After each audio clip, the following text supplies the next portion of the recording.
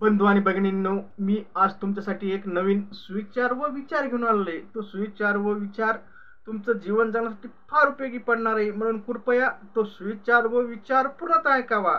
आवडल्यास लाईक करावा, शेअर करावा आणि माझ्या अनमोल विचार मंच चॅनलला सबस्क्राईब सुद्धा करावा. बंधू आणि भगिनींनो, एखादे कार्य करताना दुसऱ्यापेक्षा स्वतःला कमकुवत समजणे व कार्याकडे दुर्लक्ष करणे म्हणजे स्वतःहून पराभवाकडे जाणे होय बांधवांनो. एखादे कार्य करताना दुसऱ्यापेक्षा स्वतःला कमकुवत समजणे व कार्याकडे दुर्लक्ष करणे म्हणजे स्वतःहून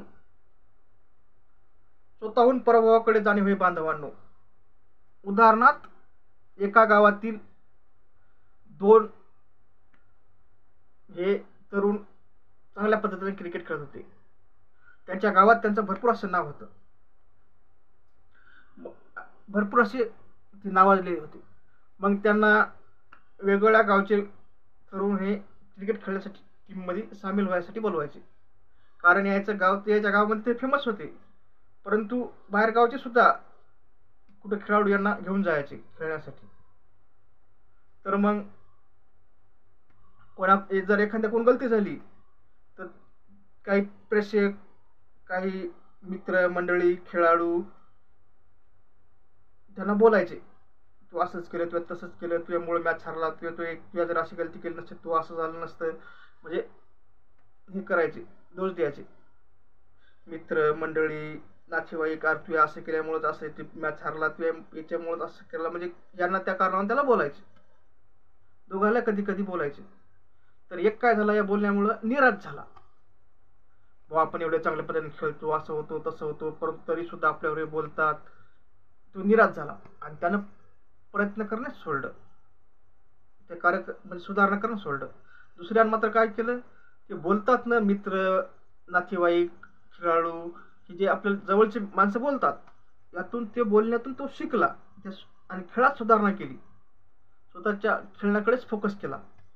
ते फोकस केल्यामुळं तो मोठा असा खेळाडू झाला. जिल्ह्याच्या लेवलला गेला.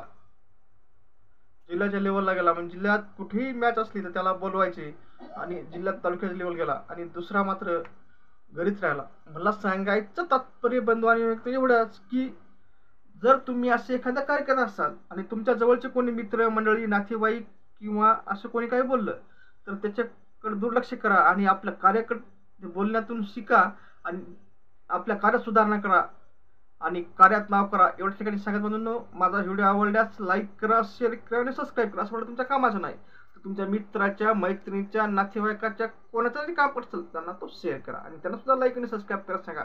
म्हणजे असे चांगले चांगले व्हिडिओ तुमच्यापर्यंत आले, त्यांच्यापर्यंत जातील आणि भविष्यात कुठे ना कुठे माझा व्हिडिओ तुमच्या आणि त्यांच्या सुद्धा काम पडेल. म्हणून तुम्हाला पुन्हा सर्वांना विनंती करतो की माझ्या अनमोल विचार मंच चॅनलला सबस्क्राईब करून ठेवावं. एवढं ठिकाणी सांगा बंधू. धन्यवाद बंधूंनो पूर्ण ऐकल्याबद्दल.